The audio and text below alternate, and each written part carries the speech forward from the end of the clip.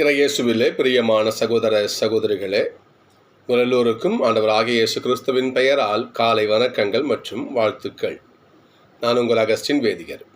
இன்று ஜூன் மாதம் 28ஆம் தேதி 2024ஆம் ஆண்டு. ஆண்டவரின் மடியில் 5 நிமிடங்கள்.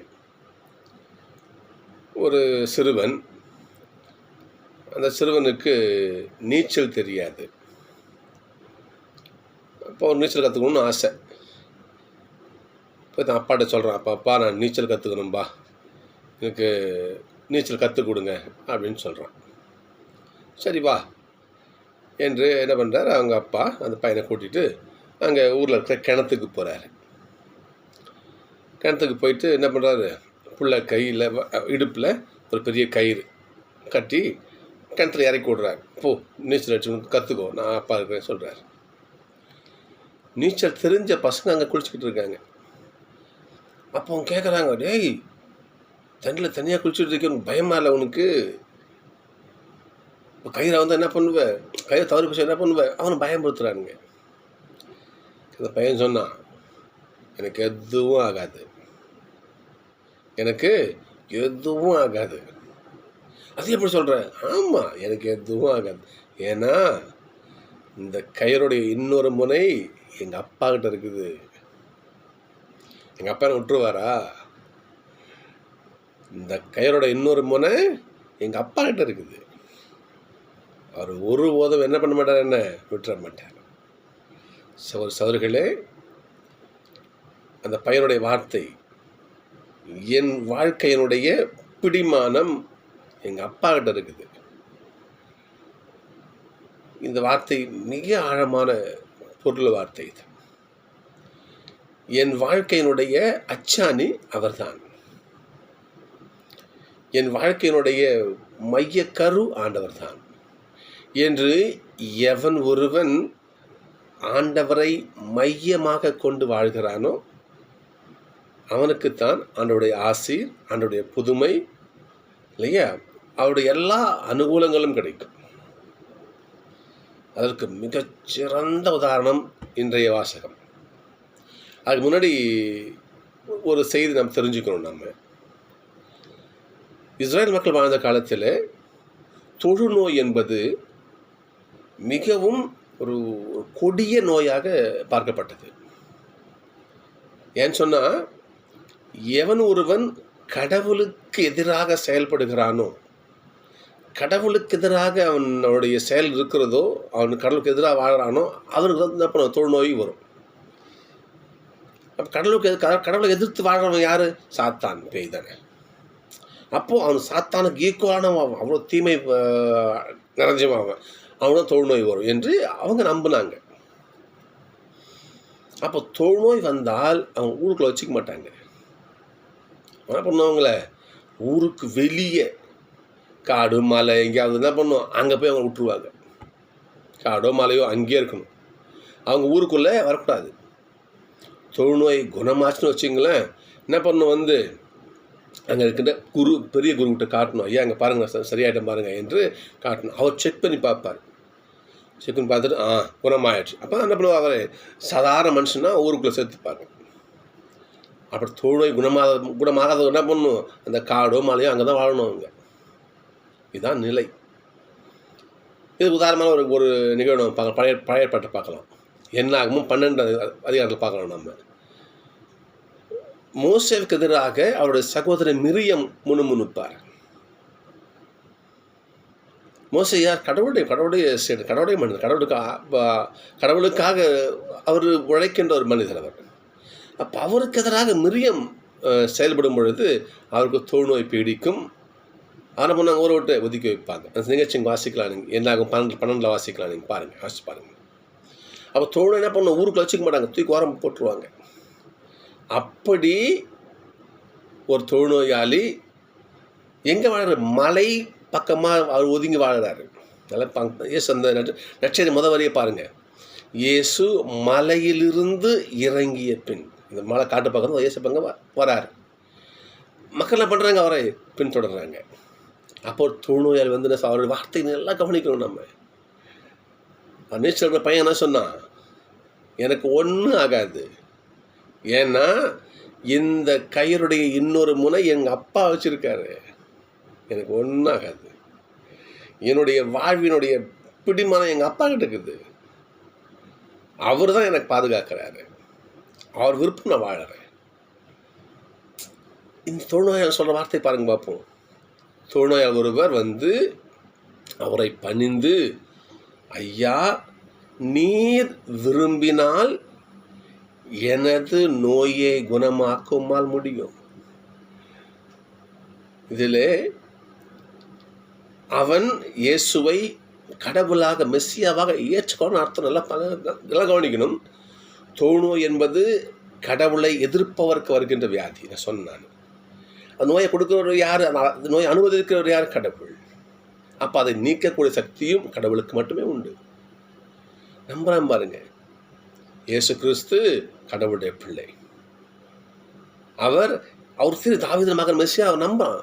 வந்து கேட்குறான் பாருங்க, ஐயா, நீர் விரும்பினால், நீங்கள் விரும்புங்க ஐயா, என் விருப்பம் கிடையாது, நீங்கள் விரும்புங்க, நீங்கள் விரும்பினால் எனது நோயை நீக்க உம்மால் முடியும். அவர் ஏசப்பா சொல்கிற வார்த்தைக்கு நீங்கள் பார்ப்போம். அப்படியா? நான் மனசை வச்ச நீ குணமாவியா?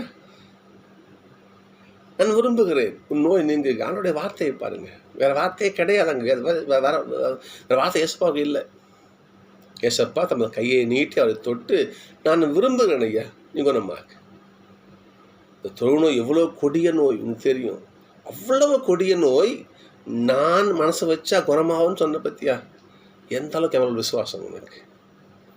அவன் நம்புனான். என் வாழ்க்கைக்குரிய ஒரு அந்த பிடிமான கயிறு ஏசப்பாட நம்பினான். ஏசப்பாட இருக்குது நம்பினான். நேரம் வந்தான் பாருங்க.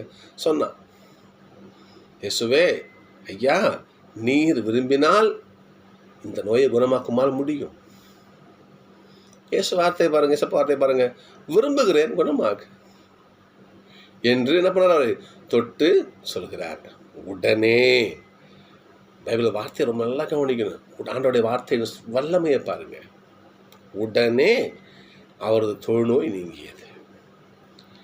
சும்மா வார்த்தையோட இணைப்புக்காக நச்சுதாரண வார்த்தையில் இந்த உடனே மூணு எழுத்தை பயன்படுத்தலை. புரியுதுங்களா? அந்த அவனுடைய வல்லமை. உடனே அவரது தொழுநோய் நீங்கியது. இயேசு அவரிடம், இதை யாருக்கும் சொல்லாத, போய் தம்பட்டம் அடிக்காத, அமைதியாயிரு. ஆனால் ஒன்று பண்ணு, நீ போய் உன் குருவிட்ட போய் இதை போய் காட்டு. மோசே சட்டப்படி ஆண்டவனோட காணிக்கையை கொடுத்து என்ன பண்ண, நீ மக்களோட மக்களா பயிர் என்று நான் குணப்படுத்த அனுப்புறாரு பாருங்க. அவனுடைய ஆசிர் கிடைக்கும், அருள் கிடைக்கும், புதுமை நடக்கும். எப்போ நடக்கும்? ஆண்டவர் நம்முடைய வாழ்க்கையினுடைய கரு அவர் தான் நம்பும் பொழுது. இன்னைக்கு முதல்ல வாசிக்கிறோம். இன்னைக்கு செதேக்கியாங்கிற அரசன் மரங்க பார்ப்போம். கடவுளுடைய வார்த்தையை மீறி அவன் என்ன பண்ணுறான்? தன் மனம் போன போக்கில் வாழ்ந்து கொண்டு இருக்கிறான் செதேக்கியா ராஜா. கடவுள் பார்க்குறாரு. பாபிலோனிய அரசனை கொண்டு அவன் என்ன பண்ணுறாரு? நாடு கடத்தப்படுகிறார். செதேக்கியாவுடைய பிள்ளைகளை அவன் கண் முன்பாகவே அவன் சாவடிக்கிறான்.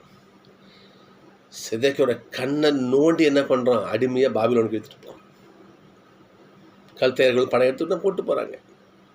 ஏன்? அவன் கடவுள் மீது பற்று வைக்கல. கடவுள் தான் என் உயிர் மூச்சு என்று அவன் நம்பி வாழலை இல்லையா? என் வாழ்க்கையினுடைய அடித்தளம் அவர் தான் என்று அவரோட பார்த்து அண்டி போனால் தானே அவனுக்கு நல்லது நடக்கும். நீ அப்படி போலியே. புரியுதுங்களா? நீ அப்படி போலியே. தன்னை பாருங்க.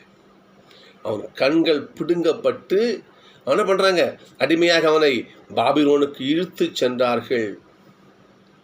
கடவுளை நேசிக்காத, கடவுளை நம்பாத, கடவுளை விடுத்து நீ இன்னொரு தெய்வத்தின் முன்னாடி போன பலன் நீ முதல் வாசகம். அவரை என் கற்பாரை அரணும் மீட்பும், அவரை என் கேடயம் வலிமையும் துணையும், ஆண்டவரே என் ஆற்றலாய் உள்ளவரே, உமக்கு நான் அன்பு செய்கின்றேன். அவரே என் கற்பாரை, அவரே என் அரண், அவரே என் மீட்பு, அவரே என் வலிமை என்று எனக்கானவர் அவர் தான்.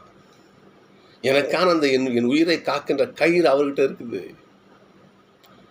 அவரின் கற்பாறை, அவரின் அரண். நேற்று வாசிக்கணும் இல்லையா?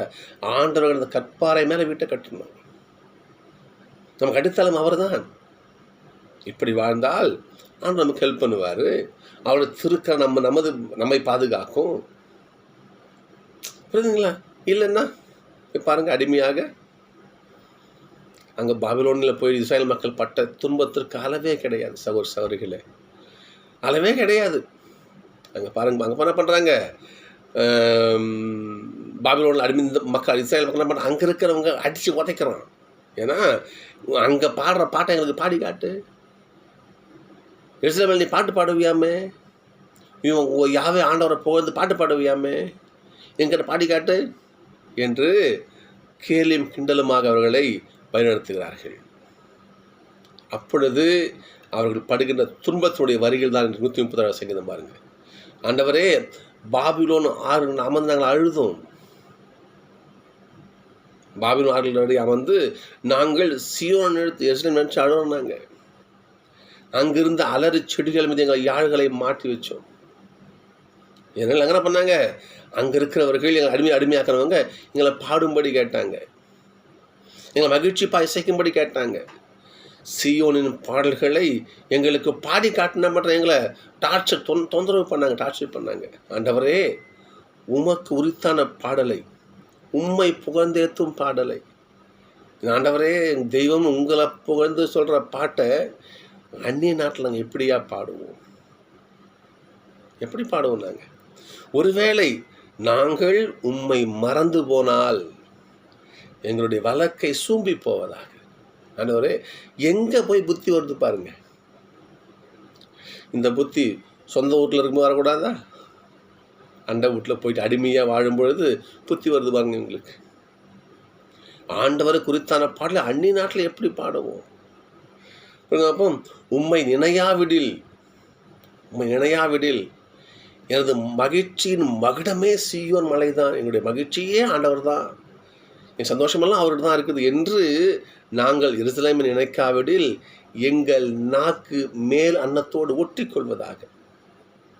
நாங்கள் ஊமையாக பேசக்கூடாது, ஊமையாக போயிடும் நாங்கள் என்று அவங்க தங்களே சபித்துக் கொள்கிறார்கள். அங்கே ஒட்டி கொள்வதாக. இந்த புத்தி இங்கே வரக்கூடாதா? சவர்களே, சிந்திச்சு பார்க்கணும். தொழுநோயாளியை போல, நீச்சல் கற்றுக்கிற அந்த பிள்ளையை போல,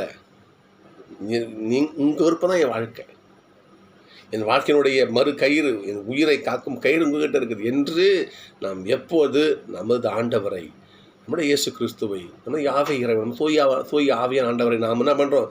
எந்த விசுவசிக்கிறோமோ, நம்முடைய வாழ்க்கையினுடைய அந்த கயிறை எப்போ அவர் கயிறை ஒப்பு கொடுக்குறோமோ நமக்கு எந்த தீங்கும் வராது. மாறாக நாம் கடவுளை விடுத்து நம் மனம் போன போக்கிலே வாழ்ந்து, சரிங்களா, அப்படி வாழ்ந்தால் முதல் வாசகம் நிலைதான் நமக்கும்.